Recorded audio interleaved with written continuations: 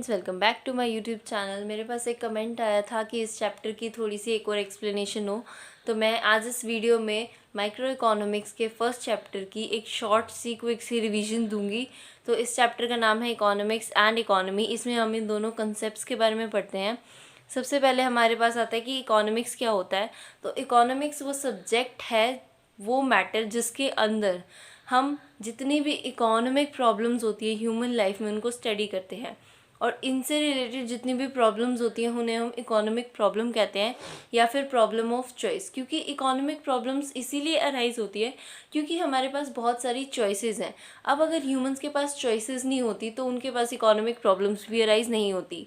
अब ये क्यों अराइज होती है, इनके 3 रीजंस हैं। रिसोर्सेज आर लिमिटेड, क्योंकि हमारे जो साधन है वो लिमिटेड है, हमारे पास रिसोर्सेज लिमिटेड है।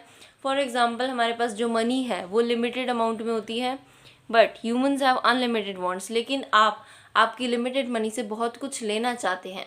But again resources have alternative uses, और रिसोर्सेज के बहुत सारे यूजेस भी है। अब मान लीजिए आपके पास 100 रुपीज़ है, आप उससे समोसा भी लेना चाहते हैं, बर्गर भी लेना चाहते हैं, पिज़्ज़ा भी लेना चाहते हैं, पर आप वो तीनों चीज़ें उससे नहीं ले सकते।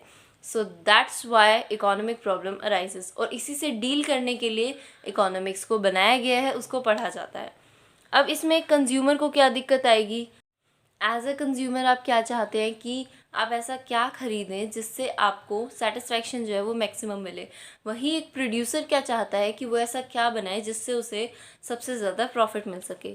अब आगे इकोनॉमिक्स 2 टाइप्स की होती है, एक माइक्रो इकोनॉमिक्स और एक मैक्रो इकोनॉमिक्स। माइक्रो इकोनॉमिक्स जो आप इस क्लास में पढ़ेंगे। माइक्रो इकोनॉमिक्स यानी कि जब हम इकोनॉमिक्स को इंडिविजुअल लेवल पे स्टडी करते हैं, एक पर्सन के लेवल पे, एक कंज्यूमर के लेवल पे स्टडी करते हैं, तो वो माइक्रो इकोनॉमिक्स होती है। और जब हम वहीं एक कंट्री के लेवल पे, एक पूरी इकोनॉमी के लेवल पे स्टडी करते हैं, तो वो मैक्रो इकोनॉमिक्स होती है।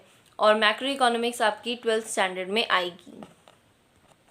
अब जब हम माइक्रो इकोनॉमिक्स पढ़ते हैं तो हम उसमें प्राइस से रिलेटेड चीज़ें पढ़ते हैं। इसके जो वेरिएबल्स होते हैं वो होते हैं डिमांड और सप्लाई, यानी कि पूरा खेल जो है माइक्रो इकोनॉमिक्स में वो डिमांड और सप्लाई पे बेस्ड होता है। वहीं मैक्रो इकोनॉमिक में हम एग्रीगेट डिमांड और एग्रीगेट सप्लाई की बात करते हैं, यानी कि पूरी इकोनॉमी में कितना एग्रीगेट इनपुट है, कितना एग्रीगेट आउटपुट है, एग्रीगेट डिमांड कितनी है और एग्रीगेट सप्लाई। ये सभी चीज़ें आप 12th में पढ़ेंगे, अभी आपको इनके बारे में ज़्यादा सोचने की ज़रूरत नहीं है। वहीं माइक्रो इकोनॉमिक्स में हम डिमांड और सप्लाई का स्टडी करते हैं और इसमें प्राइस से रिलेटेड बातें की जाती हैं। अब 2 नई चीज़ें आती है हमारे सामने, positive economics and normative economics. तो पॉजिटिव इकोनॉमिक्स क्या होती है? जो हम फैक्ट्स के बारे में स्टडी करते हैं वो तो पॉजिटिव इकोनॉमिक्स में आता है, और जब हम ओपिनियंस के बारे में स्टडी करते हैं तब वो नॉर्मेटिव इकोनॉमिक्स के अंदर आता है। सो पॉजिटिव इकोनॉमिक्स में हम पास्ट, प्रेजेंट और फ्यूचर के फैक्ट्स पढ़ते हैं जिन्हें हम जज कर सकते हैं ट्रू और फॉल्स के बेसिस पे, पर ये जजमेंट्स नहीं होते, इन पे डिबेट नहीं की जा सकती। वहीं नॉर्मेटिव इकोनॉमिक्स इससे जस्ट अपोजिट, ये ओपिनियंस होते हैं, तो ये इन पे डिबेट भी की जाती है, इन्हें हम वेरीफाई नहीं कर सकते एज ट्रूथ और फॉल्स, पर ये वैल्यू जजमेंट्स होती हैं। अब हमारा नेक्स्ट कंसेप्ट शुरू हो जाता है, व्हाट इज़ एन इकोनॉमी। तो इकोनॉमी क्या होती है? एक सिस्टम जहाँ पे लोग रहकर अपनी जीविका कमाने के लिए, मतलब रहते हैं और अपने जीने के लिए पैसा कमाते हैं। The system includes 2 basic elements. जो इकोनॉमी का सिस्टम है उसके अंदर 2 ही बेसिक एलिमेंट्स होते हैं, एक नेचर ऑफ इकोनॉमी और एक लेवल ऑफ इकोनॉमी।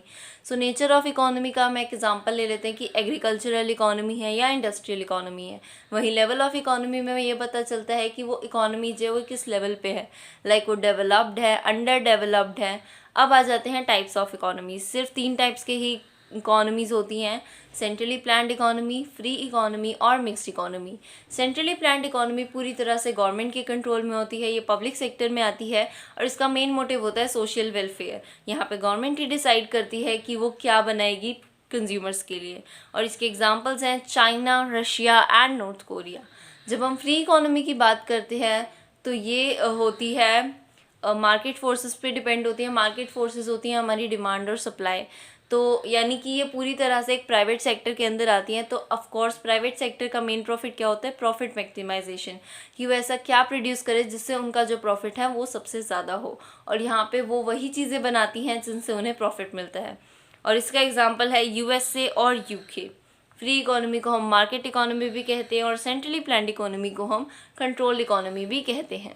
अब आती है मिक्स्ड इकोनॉमी की बात। तो मिक्स्ड इकोनॉमी नाम से पता चलता है ये इन दोनों का एक मिक्सचर होता है। तो इसमें हाफ रोल जो है वो गवर्नमेंट का होता है, हाफ कंट्रोल मार्केट फोर्सेस का होता है। तो इनके मोटिव्स भी ऐसे ही होते हैं, जो गवर्नमेंट के कंट्रोल में है वो गवर्नमेंट अपने तरीके से काम करती है कि प्रोड्यूसर कंज्यूमर्स के लिए क्या बनाया जाए जिससे उनको मैक्सिमाइज सेटिस्फेक्शन मिले, सोशल वेलफेयर ज़्यादा हो सके। वहीं जो प्राइवेट सेक्टर के अंदर आती हैं चीज़ें, वो ये देखती हैं कि ऐसा क्या बनाए जिससे उन्हें प्रॉफिट ज़्यादा मिल सके। और इसका सबसे मतलब एग्जांपल हम दे तो वो है इंडिया।